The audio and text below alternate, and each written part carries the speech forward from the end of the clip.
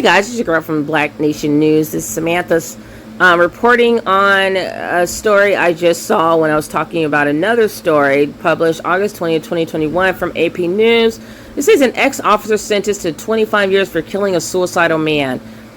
And you guys, the reason I wanted to talk about this story, one, my family's from Alabama, so it kind of like resonated, spoke to me right there because it happened in Huntsville, Alabama. We're from Montgomery.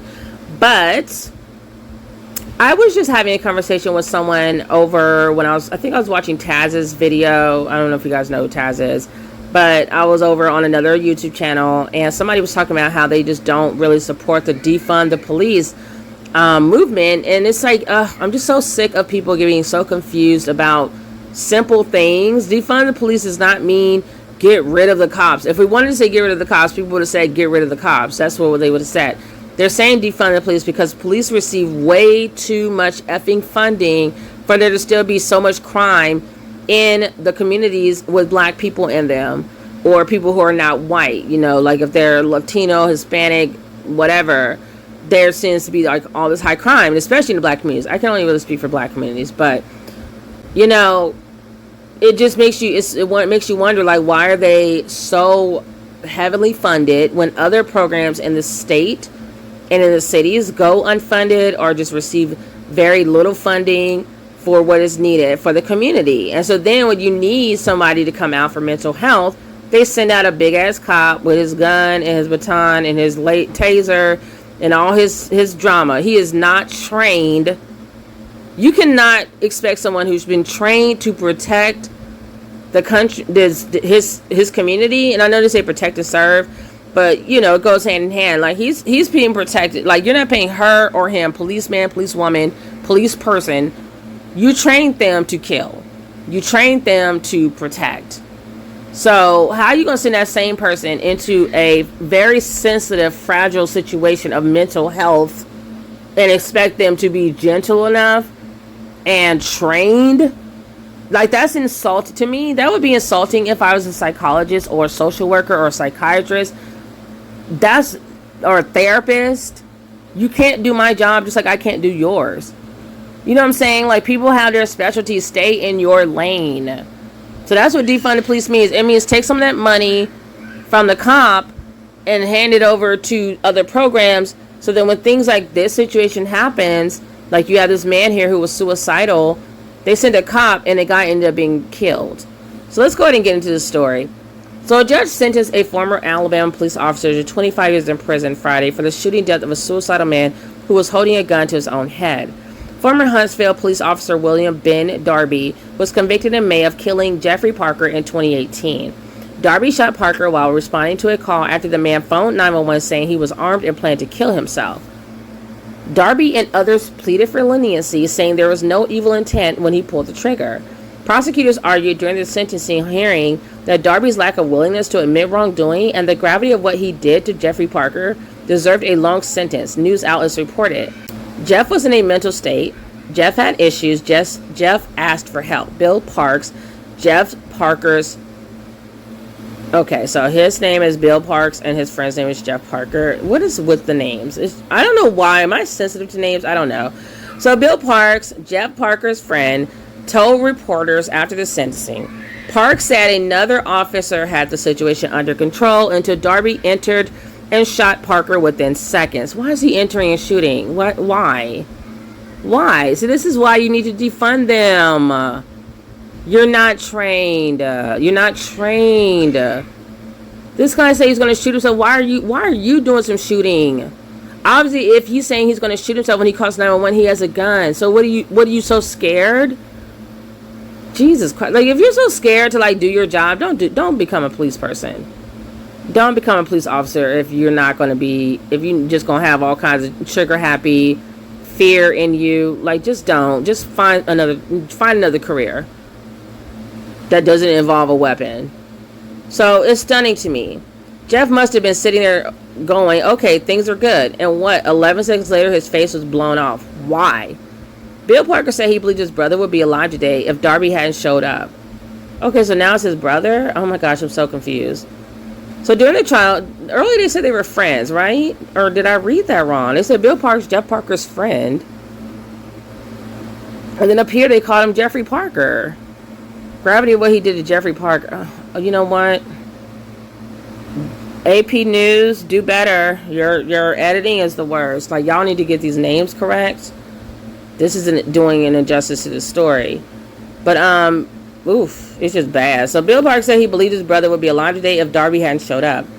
During the trial, jurors saw video of the shooting taken from police body cameras, and Darby testified that he feared seeing quote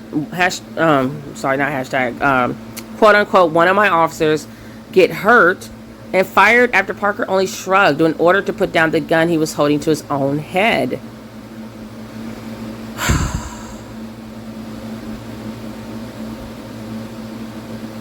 There's no words. There's no words. I don't even know. I don't even know what to say. This stuff, it just angers me, because you guys know how I feel about mental illness. It is not a game. Why do you have all these cops here at this guy's house while he's having a mental breakdown? And then you got Darby being scary like always, worried that Parker's going to shoot him because he just shrugged. He's holding a gun to his own head. You think he's thinking about you? Of course you do, because you're not effing trained to deal with mental health issues. You're trained to deal with criminals. This guy needed your help for his mental illness. He is not a bad guy who's robbing a store. There's a difference. Completely different pathology, mindset, everything. So guess what? Because of the completely two different types of beings, there needs to be two different types of people showing up for the situation at hand. So speaking on his behalf, Darby said he was haunted by the shit. You should be. You know, okay, so let me keep going because I'm getting mad. After the shooting, I will wake up in the middle of the night. I would think about Mr. Parker. I would think about his face. I would think about his fiance, Darby said, according to WHNT. No one cares what you're thinking about now after the fact. And, you know, I want to feel sorry for this cop just because he was basically put in a situation he shouldn't have been put into. He's not trained to be going to see somebody having a mental health breakdown. Like a complete nervous breakdown. Like, he just isn't trained for that situation. So it's almost like just the incompetence of it's a breakdown of the entire system. From the government, the federal government, down to Darby. Because they want to have police. They're so scared of black people. They want police running around doing everything for everything because they want black people. They just want to keep black people under control. They want to keep them in our faces at every turn. And we all know apparently black people are not supposed to suffer from mental illness, even though, like I always say in all my videos, if any group should be suffering from mental illness, it should be black people. All the shit we deal with on a day-to-day in this racist ass country, you damn right. Like, every black person has mental illness in this country. And if they say they don't, they're lying. And they're either lying or they don't know. So there's no evil intent, Darby said. There's no malice. I am human. I am Christian. No one cares you're a Christian. The taking of a human life was not lost on me. I'm asking for mercy. I'm asking for leniency. Yeah. So now you're feeling some type of way because you don't want to be, put to death yourself. And I mean, in this situation, because y'all know I don't really play favorites or and I'm not like this biased type person. I don't think that serves justice to anyone. So I feel like in this situation, I wouldn't give him the death sentence. I mean, I feel like bad for him, because it's like that's why we say defund the police, and then people take it the wrong way, thinking we're saying get rid of the cops. Of course, we're not saying get rid of the cops, especially in black communities where it's the highest rate of crimes ever. Why were you saying get rid of the cops? Who would be protecting us when you shooting people that look like you every day? Make it make sense. Make it make sense, guys, because I don't have time for it. Make it make sense. So the case drew additional controversy when Darby was allowed to remain on the city payroll for 2 months after his conviction. The guilty verdict was criticized by both the mayor and police chief, but lauded by the victim's family. Okay, mayor and police chief, y'all ass need to be going to jail too. So the victim's family said they hope it will spur law enforcement to change how they approach mental health crises. An innocent man was murdered. Prosecutor Tim Gann told jurors in closing arguments this spring he called for help and he got Ben Darby. No, he called for help and he got the American law enforcement, okay? Because Ben Darby is not is not in an isolated situation. He's not an isolated man just doing, this is all over. Because I told you guys, I was having a mental health issue, crisis going on. And they sent this big ass cop into my house with a gun around my children. He was loud about it. He wasn't discreet. He went walking all around the damn house when I asked him to not alarm my children. So I can see, this is why I feel like I need to speak out, because I'm not speaking from things I read in a book. I speak from my own personal experience, and I share it to educate others and to help to spur others to join a movement that can make this world better for everyone. So defund the police again has nothing. I mean, I've met a lot of great cops. For people who are like, oh, not every cop's bad, blah blah. I have cops who are friends. I lost those friends because I was fighting for black males who were getting shot left and right, and other black people who were getting shot who weren't armed, who didn't deserve it. I lost those cop friends because I'm trying to fight for what's right, for the greater common good. But I know that there's good cops out there. So I would never be like, just get rid of all the cops, because our community is too much of a dysfunctional mess to say get rid of the police. Black males have the highest rate of domestic violence out of all the males.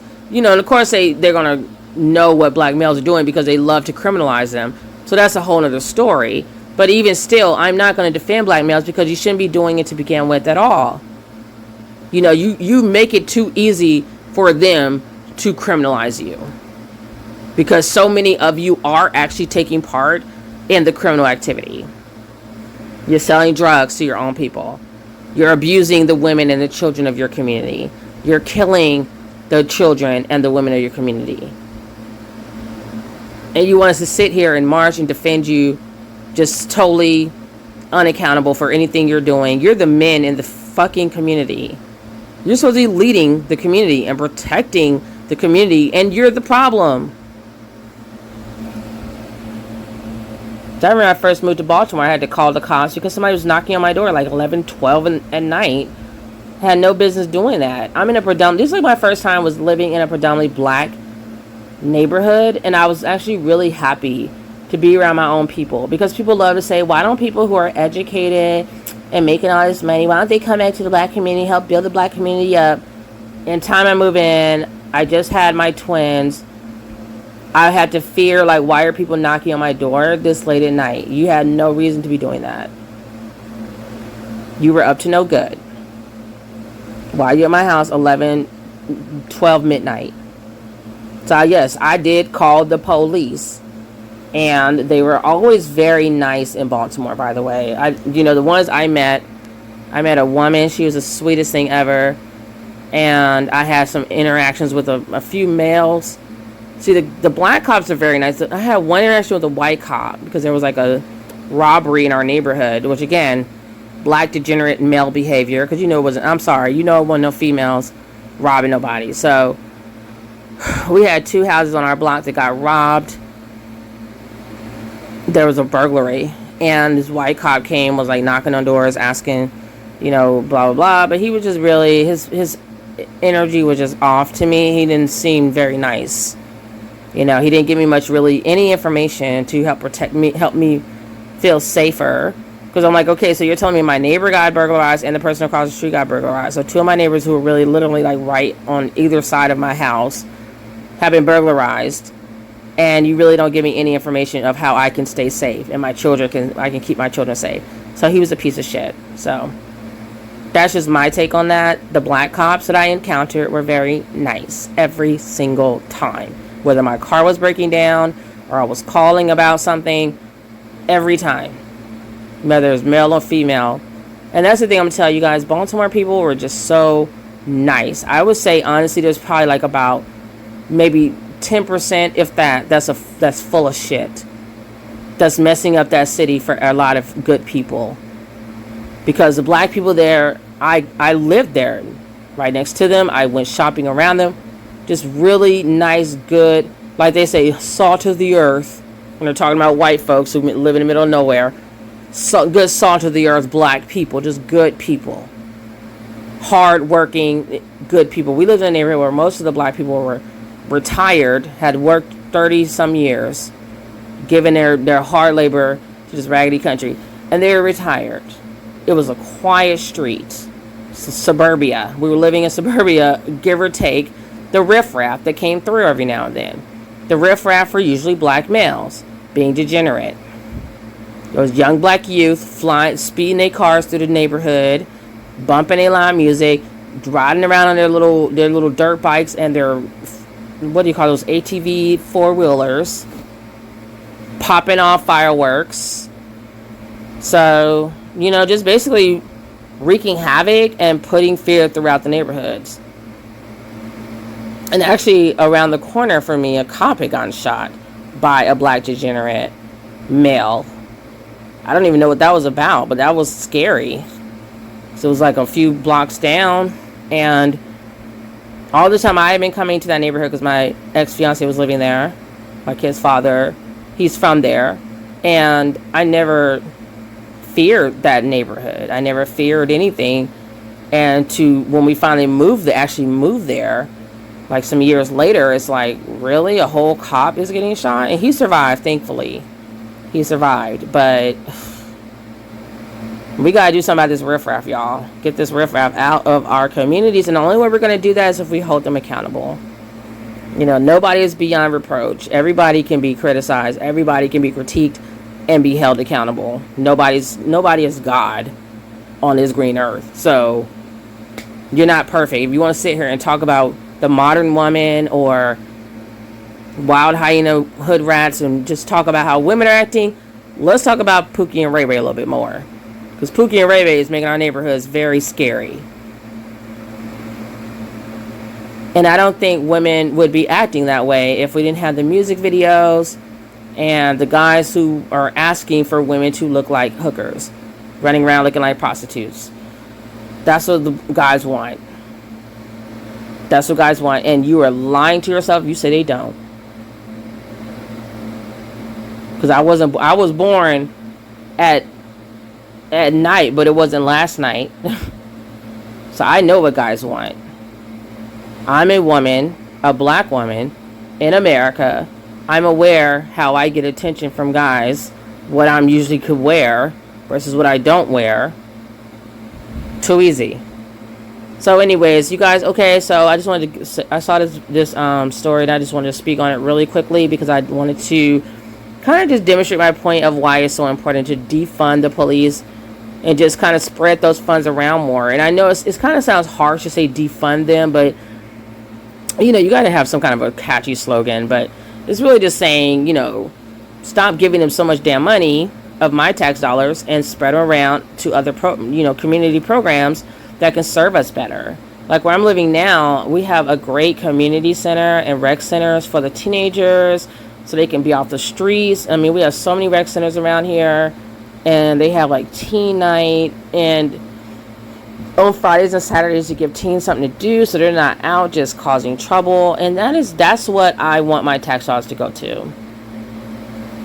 The rec centers that have the swimming pools for black youth to swim, and basketball and soccer. Like I've signed my sons up for all kinds of sports coming up this fall, and I am just so excited.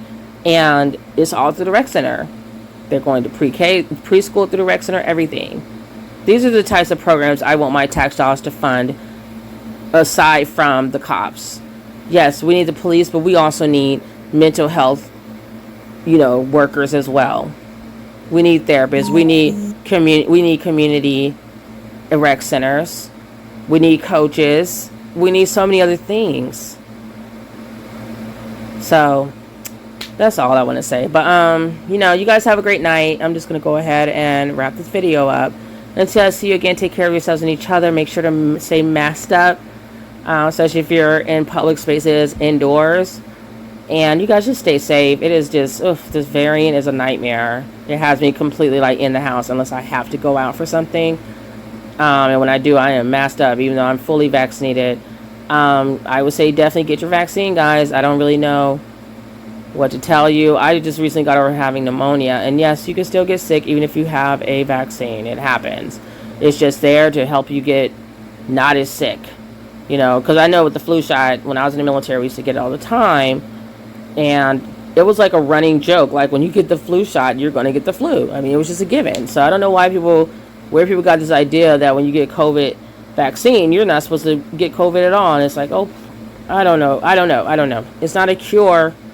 It's just supposed to help your body get stronger to fight against it when you get it, or if you get it. So until I see you guys again, take care of yourselves and each other. Peace, love, and light. Love talking, you guys. Make sure to like, share, subscribe, and I'll see you guys in the next video. Peace.